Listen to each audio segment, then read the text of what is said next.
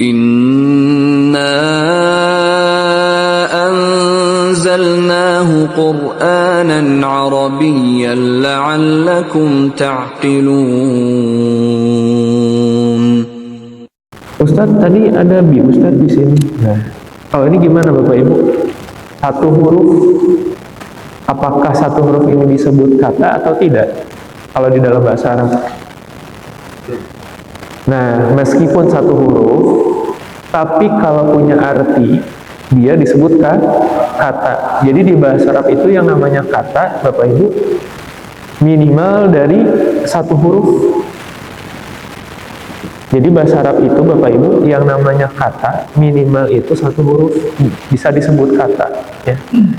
Maksimalnya 7 ya. Maksimal berapa? Maksimal 7. Jadi yang namanya kata itu tadi apa? Minimal tersusun dari satu huruf. Tapi dia disebut kata. Mengapa? Karena dia punya arti. Begitu. Sampai sini Bapak Ibu kebayang? Sekali lagi Bapak Ibu, huruf apa fungsinya? Menyusun kata. Kata itu tersusun dari huruf, harus punya arti. Sampai situ ya. Meskipun tadi catatan ya, pengecualian. Meskipun ada yang tersusun ya, hanya satu huruf, tetapi dia memiliki arti, maka dia disebut kata. Menarik Bapak Ibu ya. Kalau di kita, kata itu minimal tersusun dari berapa Bapak Ibu? Kayak ke 2 ya, ke 2, di 2. Ada yang satu nggak? Nggak ada ya. Bapak bilang i gitu, nggak ada ya, nggak paham kan? Adanya di, ada juga kan? Nah, ke juga 2 ya. Kalau di bahasa Arab, di itu satu tapi disebut kata. Mengapa? Karena punya arti gitu ya. Nah, sampai sini Bapak Ibu jelas? Salah? Ya. Ingat-ingat aja Bapak Ibu, oh huruf fungsinya menyusun kata. Kata itu adalah tersusun dari huruf, harus punya arti, harus lahu makna, harus punya arti. Ya. Nah sekarang setelahnya ya, setelahnya al-jumlatul mufidah. Ya, kita baca al-jumlatul mufidah. Silakan. Hiyat tarkib. Sekali lagi, hiyat tarkib. Alladhi yufidu faidatan tammatan wa tusamma aidan kalaman. Nah, al-jumlah al-mufidah artinya kalimat sempurna. Kalau al-jumlah al-mufidah artinya apa Bapak Ibu? Ulangi, kalimat sempurna. Bapak Ibu ingat kalau ada kata huwa sama hiya, ya, artinya apa? Kalau secara bahasa dia, tapi kalau secara maknawi, ya itu, gitu ya. Terjemah maknawinya, ya itu. Terjemah mengalirnya, gitu ya. Huwa atau hiya itu artinya ya itu. Al-jumlah al-mufidah, hiya, yaitu at-tarkib. Apa at-tarkib? Tarkib itu susunan kata. Ya, jadi kalimat sempurna yaitu susunan kata. Alladhi, Bapak Ibu saya dengan kata alladhi, ya Masya Allah. Di Al-Quran banyak ya alladhi, alladhina ya. Alladhi ya yufidu faidatan tammatan. Yang apa? Yang memberikan faidah sempurna. Jadi arti dari yufidu faidatan tamatan artinya yang memberikan faidah sempurna. Baik, kita jelaskan. Jadi kalimat sempurna itu kan susunan kata ya, susunan kata. Bapak Ibu coba bikin kalimat, kan sudah pernah belajar kita ya di apa pelajaran sorof mungkin ya. Coba Bapak Ibu bikin kalimat dari kata huwa misalnya. dia. Nah ini kan yang diterangkan ya, dia itu apa gitu. Dia itu siapa. Contohnya apa Bapak Ibu? Huwa, boleh lagi. Huwa ya pro. Apa artinya huwa ya pro? Dia laki-laki sedang membaca. Bapak Ibu, anak ingin tanya, ini disebut kalimat sempurna atau tidak? Beneran Pak? Membaca apa? Nah, gitu kan? Butuh apa? Objek. Iya, butuh objeknya. Dia sedang membaca apa misalkan? Al-Quran. Masya Allah. Nah, ini namanya kalimat sempurna. Kenapa dibaca Al-Quran? Ya nanti dia jadi objek. Ya. Objek itu fathah. Dia laki-laki sedang membaca Al-Quran. Berarti di sini ada apa Bapak kemarin ada yang diterangkan dia sedang apa? Sedang membaca Al-Quran. Yang menerangkan ini sedang membaca Al-Quran. Ini kalimat sempurna atau tidak? Kalimat sempurna. Tersusun dari berapa kata? 3 ya. Ada huwa, ada yaqra'u, ada Al-Quran. Nah ini contoh sederhana untuk kalimat sempurna. Di dalam Al-Quran misalkan alhamdu ya lillahi rabbil alamin. Bapak Ibu, ini kalimat sempurna atau tidak? Sempurna ya. Apa artinya? Segala puji bagi Allah Rabb semesta alam. Segala puji itu apa maksudnya? Segala puji itu bagi Allah Rabb semesta alam. Nah ini juga ayat kedua dari surat Al-Fatihah termasuk kalimat sempurna. Ya, ini tersusun dari berapa kata Bapak Ibu? 1, li-nya 2, Allah 3. Jadi itu ada ini 2, ini 3. Robbi 4, al-alamin 5 ya. Jadi tersusun dari 5 kata.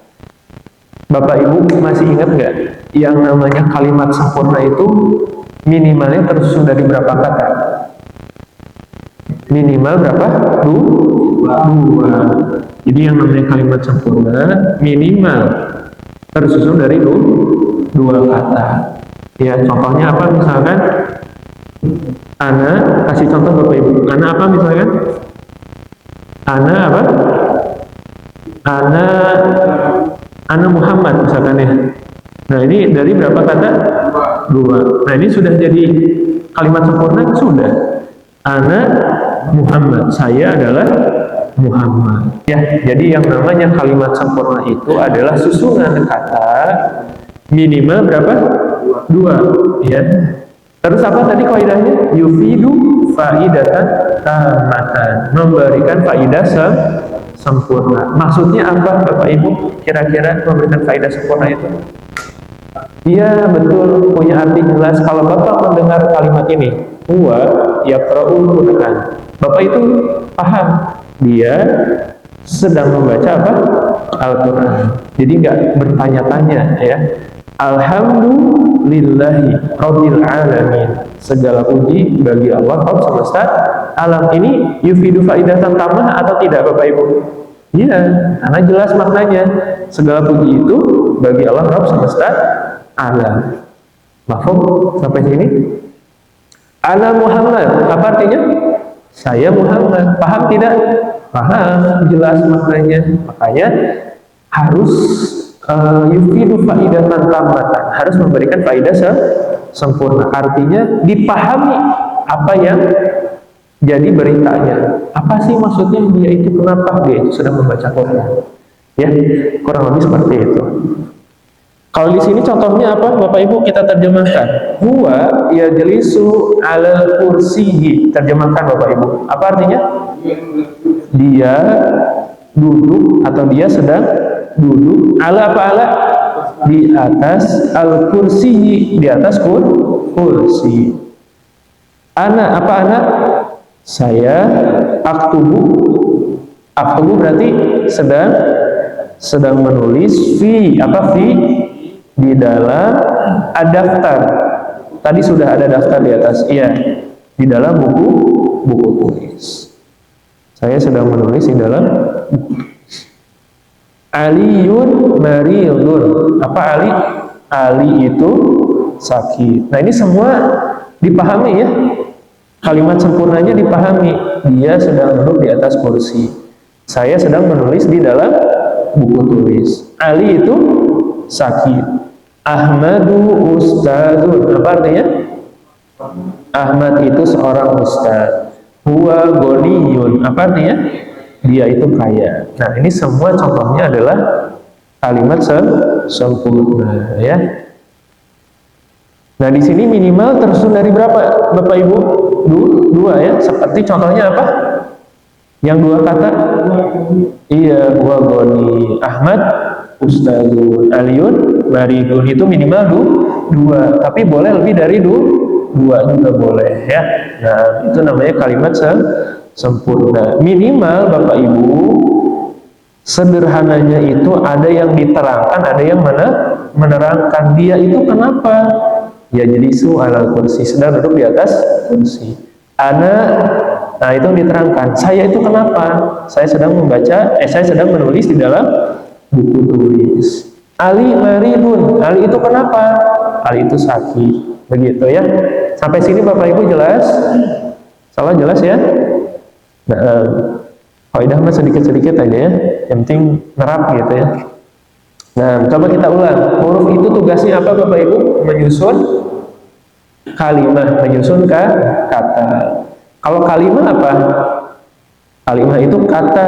Kata itu apa? Lafaz yang punya arti atau tersusun dari huruf ya. Kalau kalimat sempurna apa? Susunan kata. Minimal berapa kata? 2 atau bisa lebih ya. Yang memberikan apa? Faedah sempurna. Maksudnya apa faedah sempurna itu? Bisa dipahami ya, beritanya bisa dipahami. Kalaman. Nah, kalam ini istilah lain dari al-jumlah al-mufidah. Jadi Bapak Ibu kalau mau bilang al-jumlah al-mufidah boleh. Mau bilang kalaman juga boleh ya. Jadi keduanya sama. Mafhum sampai sini? Iya ya. Nah, kemudian aksamul jaiyun ada harfun ma'aniyun. Nah, huruf di bahasa Arab ada 2 ya. Ada huruf apa? Hijaiyah, ada huruf ma'ani. Kalau huruf hijaiyah fungsinya apa Bapak Ibu? Fungsi huruf hijaiyah itu adalah menyusun kata. Jadi kata itu kan tersusun dari huruf hijaiyah. Tapi kalau harfun ma'ani itu, nah itu kata bantu. Jadi istilah dari harfun ma'ani, istilah pendekatan di kitanya kata bantu. Contohnya apa? Wa itu, apa wa itu? Dan au apa? Atau summa, kemudian min itu dari itu ya. Bedakan Bapak Ibu ya, kalau huruf hijaiyah fungsinya menyusun kata. Kalau huruf ma'ani, harfun ma'ani apa? Itu adalah huruf yang punya makna secara artinya, pendekatannya adalah kata bantu. Kayak min itu dari summa apa? Kemudian au apa? Atau wa itu apa? Dan ila nah banyak macamnya ya. Harfun ma'ani itu banyak ya. Baik Bapak Ibu sampai sini ada yang ditanyakan dulu? Jelas faedahnya? Nanti kita praktek ya. Salah kalau keburu kita praktek.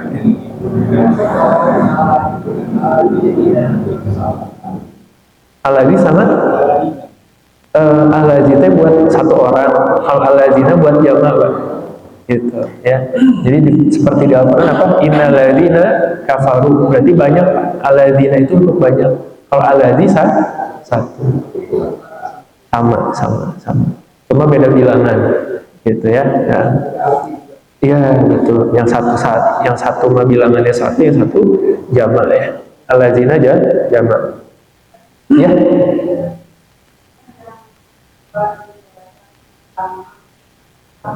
Iya betul.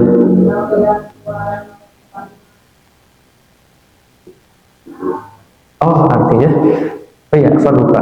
Tusama itu dinamakan. Wa tusama. Wa itu apa Ibu? Dan tusama dinamakan. Aidon apa Ibu? juga kalaman, kalam. Jadi dan dinamakan juga kalaman. Jadi al-jumlah al-mufidah itu istilah lainnya apa Ibu? Kalaman. Mislu apa mislu? Contoh. Iya. Atau seperti boleh. Ada lagi Bapak Ibu jelas? Salah? Nah, sekarang lanjut ya ke pembagian kata. Halaman 2. Anwa'ul kalimati. Macam-macam kata. Nah, sebelum kita masuk ke dalam macam-macam kata, ya, kita merojaah lagi. Kata itu terbagi kepada berapa Bapak Ibu? 3 ya.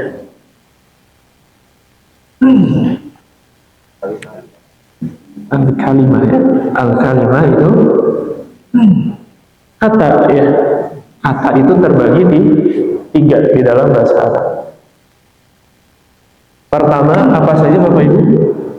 Al-kalimah ya. Sebelum kita masuk ke buku, pertama ada isim,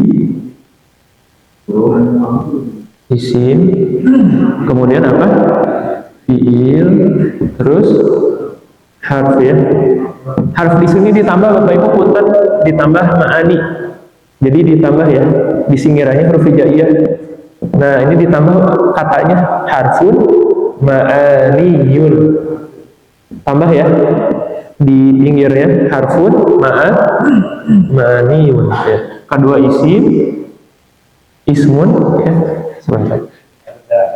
Ya, nah Bapak sekarang kita ini ya, kita kasih pendekatannya melalui bahasa Arab ya, biar jadi anaknya dulu punya dosen ya, dosen anaknya sempat nanya kan, apa itu isim itu ya al-makna ya nih kata benda di logo Indonesia gitu. Nah ternyata ada pendekatan lebih apa ya, lebih tepat gitu ya. Karena itu kemarin kita kenalan dulu untuk kata benda. Nah sekarang Ana akan jelaskan berdasarkan kaidah yang terdapat di dalam pembahasan nahu ya. Nah, isim, fiil dan harfun ma'ani. Nah isim itu Bapak Ibu, isim itu secara pendekatannya, kalau kata para ulama nahu itu adalah maknanya zat. Nah ini diingat ya. Isim itu adalah sebuah kata yang menunjukkan kepada zat. Bapak Ibu, zatnya apa sih Bapak Ibu? Zat. Kan kita sering bilang ya, ini zat apa, zat apa. Zat itu apa sih Bapak Ibu? Zat itu kata para ulama,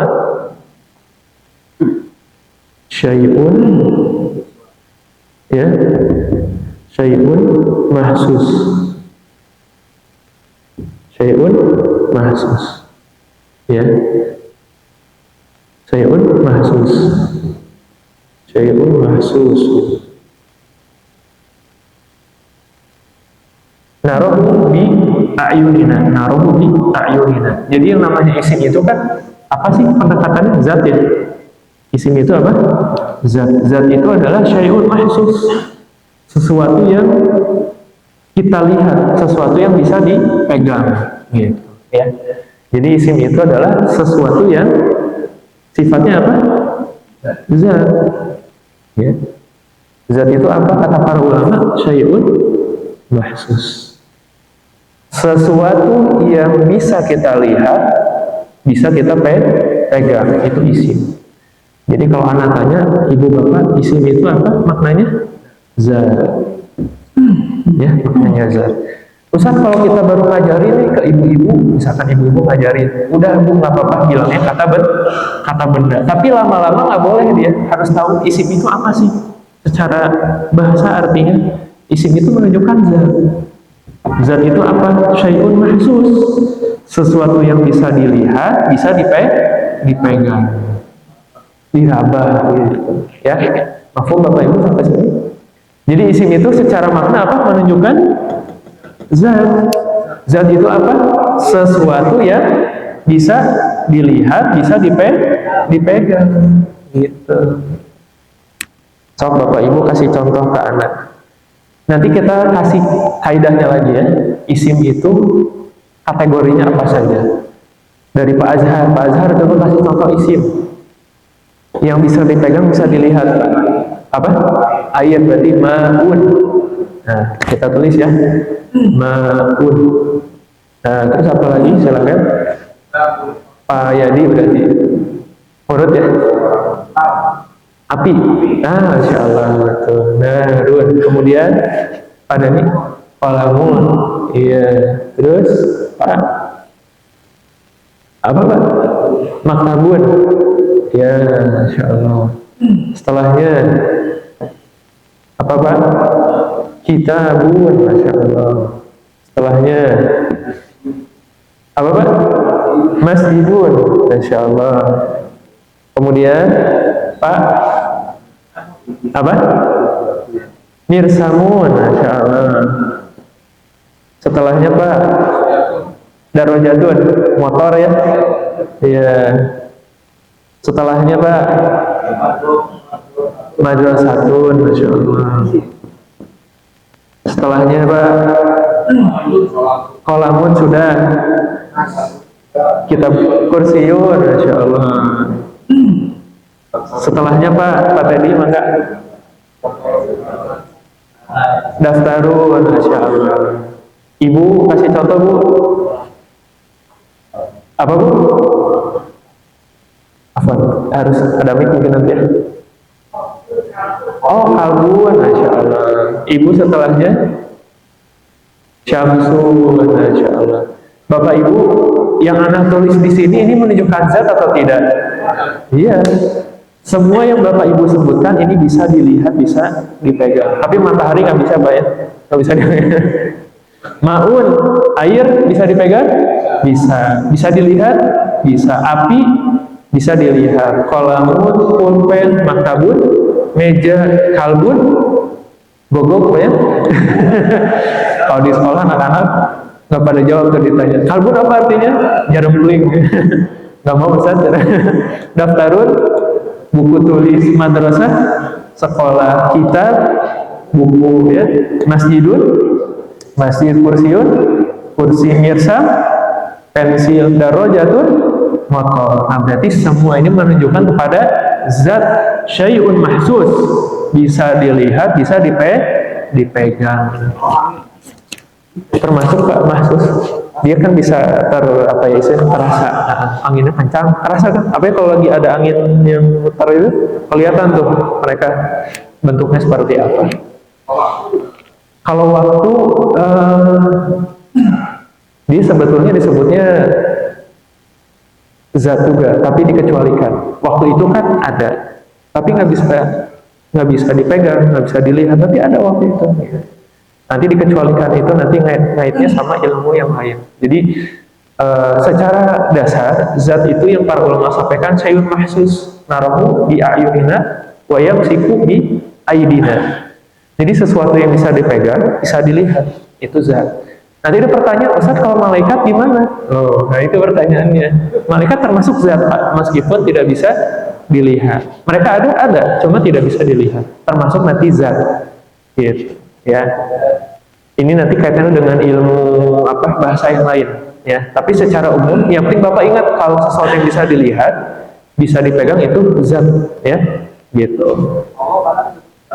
Iya, betul. Meskipun kita belum pernah melihatnya, betul ya. Zat yang maha kuat, zat yang maha agung, betul. Seperti malaikat, seperti surga, kita meyakini itu ada, tapi bisa dilihat belum bisa. Gitu. Jadi masuknya zat. Bapak bilang jannatun zat, gitu kan? Narun neraka zat dia. Meskipun belum bisa dilihat oleh kita. Gitu. Maaf Pak, salah?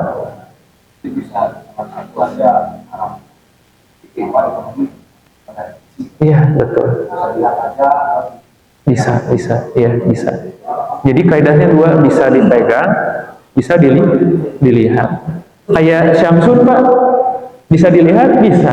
Dari jauh kan misalkan ada matahari. Tapi bisa dipegang? Nggak bisa. Jadi berarti kaidahnya syai'un mahsus yang bisa dipegang atau allazi narahu bi ayunina yang kita lihat dengan mata kita. Itu zat. Gitu ya. Mafhum Bapak Ibu ya. Nah, sekarang kita kembali ke buku. Nah, Al-ismu, ya, al-ismu, ya, salah sebentar lagi Bapak Ibu ya, bisa ada yang mau kerja, kita 10 menit lagi. Kita yang penting kenalan dulu hari ini dengan isim ya. Al-ismu huwa, al-ismu apa al-ismu? Isim. Bapak jangan bilang kata benda ya. Ini kalau Bapak Ibu masuk imarat, al-ismu, mana al-ismu? Kata benda, foto aja. Karena isim itu ya kalimatun dalat alamatna. Secara bahasa itu maknanya sebuah kata, jadi isimnya itu kalimatun sebuah kata dalat dalat alatnya artinya yang menunjukkan kepada arti gitu. Isim yaitu kalimatun, yaitu sebuah kata. Tadi kan kalimat itu apa?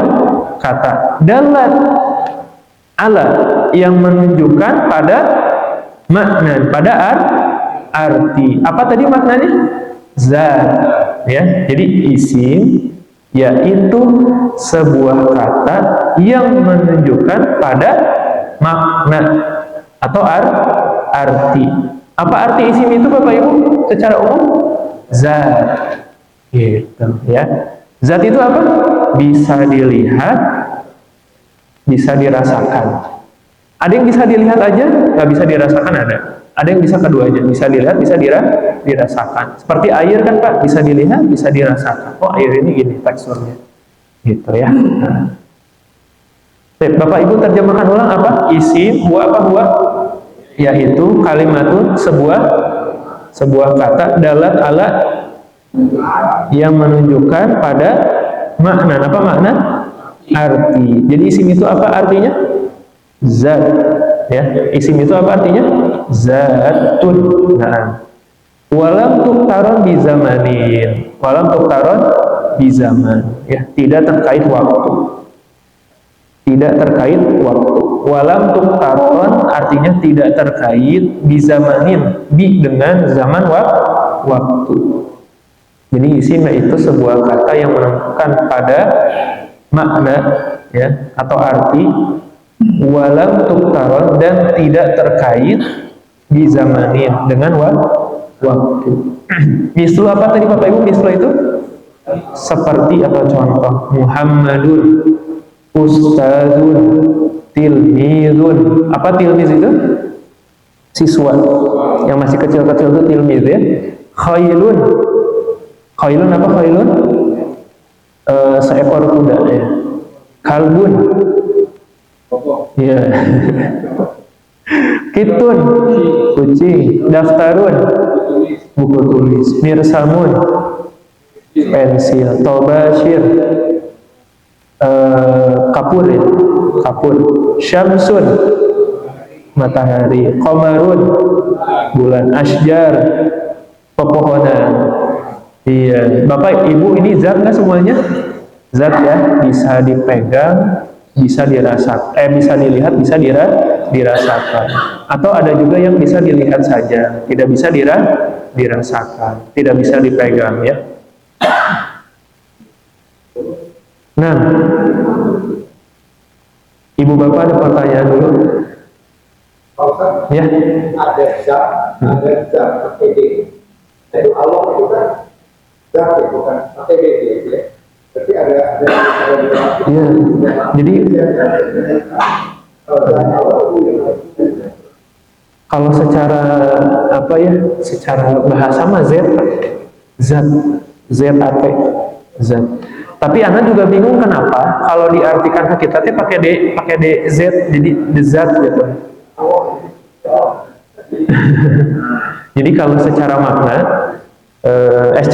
secara kata Bapak Ibu, zat itu gini nulisnya Bapak Ibu, gini aja.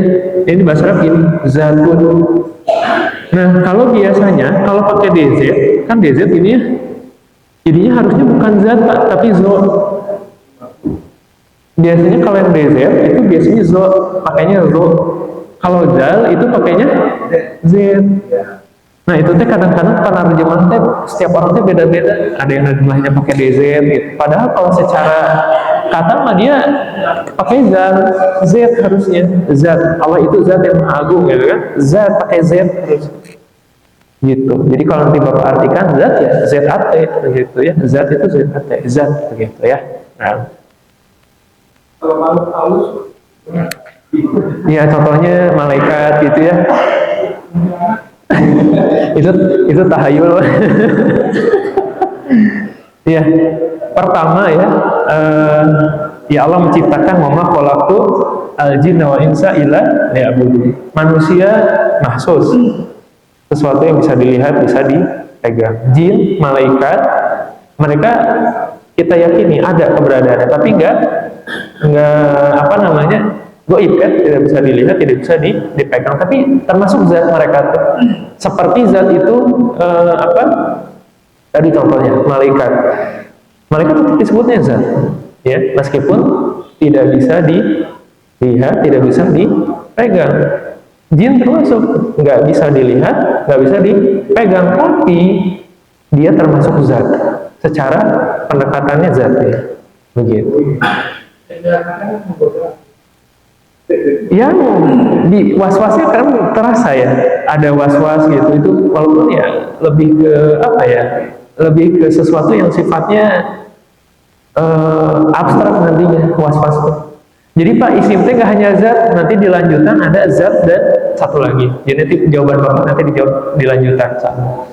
Jadi isim itu umumnya zat, sesuatu yang bisa dilihat, bisa dipegang atau dilihat barangkali itu dulu aja. Nah, untuk yang pengecualian seperti tadi, kesampingkan dulu. Tapi nanti termasuknya itu zat. Kalau misalkan seperti Ustadz, bisikan, kemudian pintar, kemudian apa, bodoh gitu ya, itu lebih kepada disebutnya apa? Disebutnya abstrak nanti.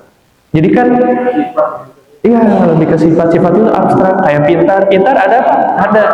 Cuma gimana gitu bentuknya kan nggak ada. Bisa dilihat nggak bisa. Nanti dilanjutkan soal dibahas ya. Nah, Bapak Ibu begitu. Nah, terus satu lagi Bapak Ibu sebelum kita ini ya. Isim itu biasanya kan zat ya. Zat sayur mahsus. Bisa dilihat, bisa dipegang ya. Nah, zat itu apa saja sih Ustaz? Kita tulis ya. Bapak Ibu nanti kalau ngajarin lagi enak rinci. Anak ambil dari bukunya Syekh Ahmad Iskandar ya. Ini enak kan pembahasannya, alhamdulillah ya. Zat itu pertama kata beliau di sini, zat yakni kal insan. Pertama zat itu manusia. Nah ini dijawab di sini sama Syekh Ahmad Iskandar. Pertama manusia. Manusia itu zat. Ya. Yang kedua kata beliau, hafizahullah, zat kal insan au hayawan. Nah hewan. Bapak hafalin ini aja dulu Pak. Manusia, hewan. Ya. Terus yang ketiga ada berapa yang beliau tadi saya nulis? Insan, hayawan, nabat, jamad. Oh ya, baru 4 ya. Hewan, kemudian tumbuhan. Bapak pekan depan anak kasih PR ya, cari isim itu apa? Pertama manusia, hewan, tumbuhan, yang keempat benda mati.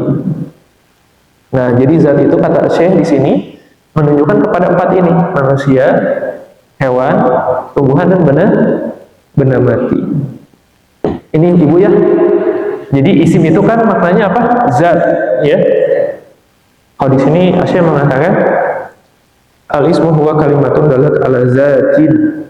Jadi isim itu menunjuk kepada zat, ya, makna zat begitu. Pertama zat itu bisa apa? Manusia, kedua bisa hewan, ketiga tumbuhan, yang keempat benda mati. Kasih contoh Pak. Manusia contohnya apa? Muhammad ya, Fatimah ya coba. Hewan apa hewan Pak tadi apa? Nah pas Ibu nyebutin kalbun ya, itu ya macam-macam. Surat Al-Baqarah hewan kan. An-Nahl apa Nahl itu? An-Naml, Al-Fil, gajah. Tumbuhan apa tadi? Zaitun, at-tin, watini, wa zaitun ya. Zait itu kan minyak ya artinya, dari tumbuhan kan. Zaitun itu apa? Tin ya. Ada surat buah-buahan lagi nggak Pak? Surat apa ya? Atin, terus surat apa lagi? Kalau yang berkaitan dengan tumbuhan, ada nggak? Kalau jarang ya? Apa? Nggak ada ya? Banyaknya hewan ya? An-Naml, An-Nahl, An-Naml ya, terus Al-Baqarah ya, In, Zaitun, terus apa misalkan? Syai. Teh itu kan daun ya? Nah, pisang, mauzun, macam-macam. Benda mati apa? Kursi, ya. Maktabun ya. Kolam, macam-macam ya. Nah, ini Bapak Ibu ya, kategorikan ya. Sekali lagi coba. Kata terbagi 3 ya. Dalam bahasa pertama ada isim, kedua ada fiil, yang ketiga ada harfun ma'ani ya. Isim itu menunjuk kepada apa? Zat. Zat itu apa? Manusia, hewan, tumbuhan, benda mati. Contohnya dicari ya. Di Al-Qur'an, cari di Al-Qur'an ya, di juz 30 dulu. Juz 30. Anak kasih PR pada Bapak Ibu. Bebas Pak, makin banyak makin bagus ya. Bapak latihan di rumah. Misalkan manusia cari 10, hewan 10, tumbuhan 10. Tapi Bapak Ibu kalau yang hewan ini bisa dicari di Al-Quran, bisa dicari di luar Al-Quran, tumbuhan juga sama, termasuk benda mati ya. Begitu barangkali ya. Nah itu zat ya, menunjukkan kepada zat. Anak sih lebih seneng maknanya ini langsung to the point. Kan kalau Al-Ustaz rahimahullah kalismu kalimatun dalat ya, dalat ala makna. Isim adalah sebuah kata yang menunjukkan kepada makna. Maknanya apa maksudnya? Kalau dari si Ahmad Al-Iskandar, beliau mengatakan isim itu menunjukkan kepada makna zat. Zat itu apa? Manusia, hewan, tumbuhan, benda mati. Bisa dilihat, bisa dipegang, atau bisa dilihat saja dan tidak bisa dipegang ya. Nah ini Bapak Ibu, ini kaidah real. Realnya seperti ini kita belajar bahasa Arab. Jadi di apa? Dirinci, dikategorikan, terus maknanya pendekatannya melalui bahasa Arab juga. Gitu. Kalau kemarin Bapak tahu isim itu kata benda, sekarang isim itu menunjuk kepada zat. Gitu. Nah, mungkin kalau ada pertanyaan kayak tadi contohnya apa? Pintar. Apalagi misalkan ilmu, terus apalagi kebodohan. Nah itu abstrak, lebih ke abstrak. Tapi kita belum belajar ya, belum belajar. Zat. Termasuk sebenarnya ini tuh tidak mutlak 4 Pak ya. Bisa benda mati, bisa juga benda langit. Pokoknya sesuatu yang tadi kaidahnya syai'un mahsus aja pokoknya zat itu. Bisa dilihat, bisa dipegang. Atau kalau benda langit mah ya nggak bisa dipegang ya. Bisa dilihat tapi tidak bisa dipegang ya. Alladzina narahu bi ayunina, yang bisa dilihat itu udah termasuk zat ya. Masalah bisa dipegang atau tidak bisa dipegang nanti masalah kedua itu. Yang penting bisa dilihat dulu. Ada wujudnya. Gitu. Itu zat ya. Mahfum Bapak Ibu. Dilatih di rumah ya. Ini ya. Dicari. Nanti salah di hari Jumat depan mungkin kita akan bahas tentang tanda-tanda isim, fiil, dan harfun ma'ani. Harfun ma'ani itu huruf yang punya makna. Apa itu punya makna nanti kita sampaikan. Jadi bukan lagi kata bantu, tapi nanti adalah sesuatu yang dia harus digabung dalam sebuah kalimat. Itu wajib. Begitu. Jadi inilah yang para ulama itu inginkan. Tapi benar loh Bapak Ibu, ketika Bapak Ibu misalkan ikut kelas sama yang guru senior, kalau bilang kata benda langsung di tetot itu kan kata benda, udah dia bilang lah kata aja. Nah otot kenapa salah gitu? Ternyata emang kalau belajar ilmu syar'i itu, ini guru Anda dari Libya ya beliau. Jadi ketika beliau mengajarkan itu harus pendekatannya dengan bahasa Arab lagi, itu lebih ahsan. Kan dulu mah pas belajar awal di sini kan pendekatannya kaidah bahasa Indonesia. Jangan dulu, coba cari dulu. Kayak Bapak misalkan nanti ke depannya gini. Bapak nanti mengetahui ada al-insan. Al-insan apa artinya? Manusia. Tapi pendekatan secara bahasa Arab apa al-insan itu? Al-insan itu dari kata dasar nasia. Nasiatnya lupa. Manusia itu pelupa. Gitu. Makanya sebutnya insan. Banyak lupanya. Itu di kamusnya gitu kan. Kayak contoh misalkan kitabnya apa artinya? Atau ada Quran. Quran itu apa artinya Pak? Coba Quran. Hah? Quran itu kan bacaan. Nah kata para ulama, Al-Quran ay al-matlu, sesuatu yang dibaca, yang ditartilkan. Jadi pendekatannya ke bahasa lagi nanti. Quran itu apa, hadis itu pendekatannya apa gitu. Tapi secara bahasa Arab, kaidah syar'i begitu. Kenapa? Mushaf, mushaf itu kayaknya dari kata dasar ini, mushafun, mushaf. Tapi berarti dari ashafa, yushifu ishafan. Mushifun, mushafun. Nah, jadi sesuatu yang di lembaran ya, apa yang sedang disusun ya, ashafa ya. Dari kata dasar ashafa yushifu. Nah itu nanti kita cari insya Allah ya yang istilah seperti itu. Nah, yang penting Bapak Ibu sekarang ingat bahwasannya kaidah bahasa Arab yang dipelajari harus dimaknanya dengan apa istilah aslinya, ya, bukan dengan istilah pendekatan kita. Karena pendekatan kita ke bahasa kita bisa jadi berbeda, gitu. Ya, jadi biasakan Bapak belajar akidah, belajar fikih, belajar bahasa Arab, belajar tajwid, cari maknanya sesuai apa yang diinginkan dari ilmu itu sendiri. Kalau isim apa istilahnya, fiil apa, gitu ya. Kan kalau Bapak misalnya tanya, Pak, akidahnya apa sih? Kan beda-beda jawabannya. Akidah dari keyakinan, keimanan, kepercayaan, macam-macam. Tapi secara istilah syar'inya apa? Gitu. Nah itu dicari istilah syar'inya. Gitu. Isim istilah syar'inya apa? Zat. Gitu. Sayur mahsus yang bisa dilihat. Masalah bisa dipegang atau tidak ya urusan belakangan. Gitu. Nanti termasuknya al-maut itu berarti mata yang mutu mautan. Berarti sesuatu yang abstrak ya maksudnya. Dia abstrak. Ya abstrak ya. Maut. Kemudian apa tadi itu satu lagi? Kalau al-qiyamah berarti sesuatu yang sifatnya apa al-qiyamah itu ya? Kalau dibilang zat, kan suatu kejadian ya. Harusnya zat sih. Harusnya zat. Tapi Anda harus tanya dulu ya, apakah zat atau soalnya gini Pak, yang abstrak itu yang memang kayak tadi kayak ilmu, kebodohan, kepintaran itu abstrak tersebutnya. Terus masalah apa lagi? Abstrak itu kayak bagus misalkan, jelek. Kalau bagus nih bentuknya tahu gitu, rumah itu bagus, oh bagus gitu. Tapi bagus itu secara apa ya pendekatan di bahasa Arab tuh bagus tuh abstrak maksudnya, sesuatu yang abstrak gitu. Kayak benci, gimana bentuknya Pak? Bisa nggak ada bentuknya gitu. Itu abstrak.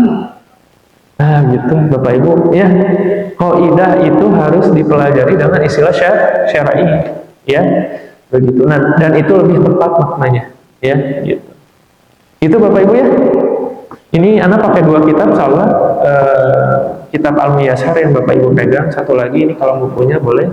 Ini beliau masih hidup ya.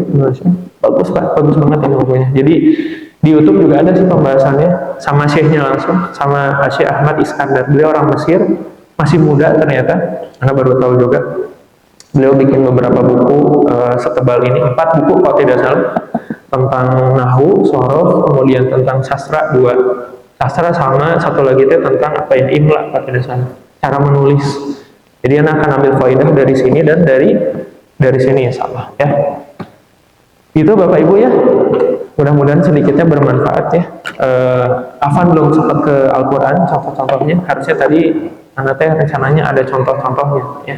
Tapi mudah sedikitnya nanti Bapak Ibu pulang ke rumah bisa dicari sendiri ya. Dicari sendiri bisa dipraktekkan insyaallah ya. Nah itu saja barangkali mohon maaf ya kurang lebihnya. Anda izin mau langsung terus ke sekolah. Kita cukupkan dulu. Nanti kalau ada pertanyaan silahkan sampaikan di grup ya, atau sampaikan via Japri boleh. Sambil nanti kerjakan apa latihan ya. Nah itu saja Bapak Ibu yang bisa Anda sampaikan. Ya, kurang lebihnya mohon maaf. Semoga apa yang kita bisa bahas pada pagi hari ini Allah berikan keberkahan, Allah berikan keistiqomahan, dan Allah senantiasa memberikan kemudahan ya di dalam urusan kita, termasuk di dalam belajar ya. Itu saja yang bisa Anda sampaikan. Kita tutup dengan doa kafaratul majelis. Subhanakallahumma bihamdika asyhadu an la ilaha illa anta astaghfiruka wa atubu ilaik. Akhiru da'wana alhamdulillah. Assalamualaikum warahmatullahi wabarakatuh.